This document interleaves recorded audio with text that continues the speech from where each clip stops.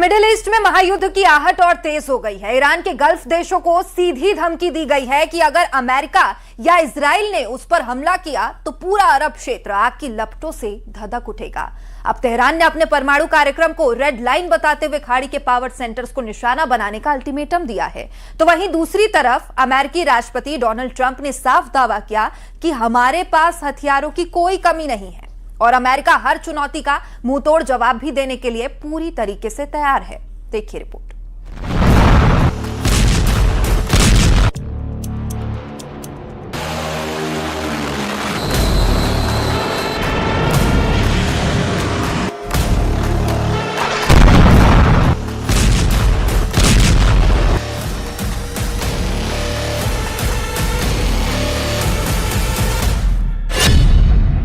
Iran की अरब देशों को धमकी, अमेरिका का साथ दिया तो भस्म कर देंगे।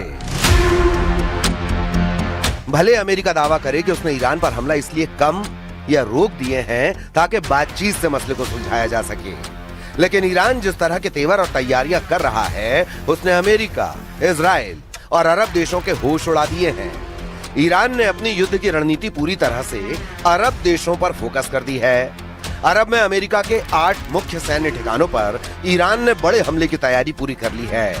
साथ ही अरब देशों को आखिरी अल्टीमेटम देते हुए 2 टूक कह दिया है कि अगर अमेरिका का साथ दिया तो अरब के टुकड़े टुकड़े कर देंगे। इधर दूसरी तरफ कुछ खबरों में दावा किया गया है कि ईरान परमाणु बम बनाने के करीब है। इस खबर के सामने आने के बाद से सबसे ज्यादा टेंशन में अमेरिका, इजराइल और सऊदी अरब आ चुके हैं। इन हालात को देखते हुए वॉर एक्सपर्ट्स का साफ कहना है कि आने वाले दिनों में ईरान युद्ध बेहद खूनी और विनाशक साबित होगा। हम शुरुआत करते हैं ईरान की उस धमकी से जिसने पूरे अरब वर्ल्ड को दहशत में डाल दिया है। ईरान का आखिरी अल्टीमेटम, अरब में तेहरान का आपातकाल। पश्चिम एशिया यानी मिडिल ईस्ट एक ऐसी भयावह आग की चपेट में है जिसकी लपटें अब सिर्फ तेहरान या तेल अवीव तक सीमित नहीं है। ईरान ने एक ऐसी धमकी दे दी है जिसने खाड़ी देशों की रातों की नींद हराम कर दी है। तेहरान का संदेश साफ और बेहद तीखा है कि अगर ईरान पर हमला हुआ, अगर उसके तेल और परमाणु ठिकानों को निशाना बनाया गया तो पूरा अरब आग में भस्म कर देंगे। गल्फ कंट्रीज यानी सऊदी अरब, संयुक्त अरब अमीरात यानी यूएई, कतर और कुवैत, इन सभी देशों के ऊर्जा केंद्रों पर ईरान की मिसाइलों की सीधी नोक है। दुनिया के सबसे बड़े तेल और गैस ढांचों को तबाह करने की चेतावनी दी जा चुकी है। ईरान के विदेश मंत्री अब्बास अरागची ने ओमान, कतर, सऊदी अरब और तुर्की के जरिए अरब देशों को सीधे संदेश भेजा है कि यदि अमेरिका ने ईरान पर नया सैन्य हमला किया तो तेहरान पूरे अरब क्षेत्र की तेल रिफाइनरियां, पावर ग्रिड और वाटर इंफ्रास्ट्रक्चर को निशाना बनाएगा। ये केवल एक खोखली धमकी नहीं है, बल्कि दुनिया की 20% ऊर्जा आपूर्ति की रीढ़ पर लटका हुआ वो चाकू है जो कटते ही वैश्विक अर्थव्यवस्था को पटरी से उतार सकता है। हालिया रिपोर्ट्स के अनुसार ईरान ने ओमान और दूसरे मध्यस्थों के जरिए गल्फ देशों को सीधा और सख्त चेतावनी वाला लेटर भेजा है।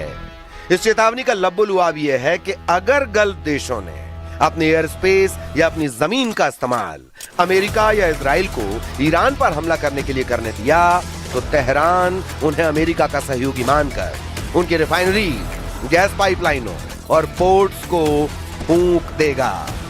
यही वजह है कि रियाद से लेकर अबू धाबी तक भारी खलबली है। खाड़ी देश इस युद्ध में न्यूट्रल रहने का दबाव बना रहे हैं और वॉशिंगटन पर लगातार ये जोर दे रहे हैं कि वो तेहरान के खिलाफ ऐसा कोई कदम ना उठाए जिससे पूरा मिडिल ईस्ट बारूद के ढेर में तब्दील हो जाए. ولی خب ادامه پیدا کرد. رهبر جدید عزیز ما دوباره انتخاب شد.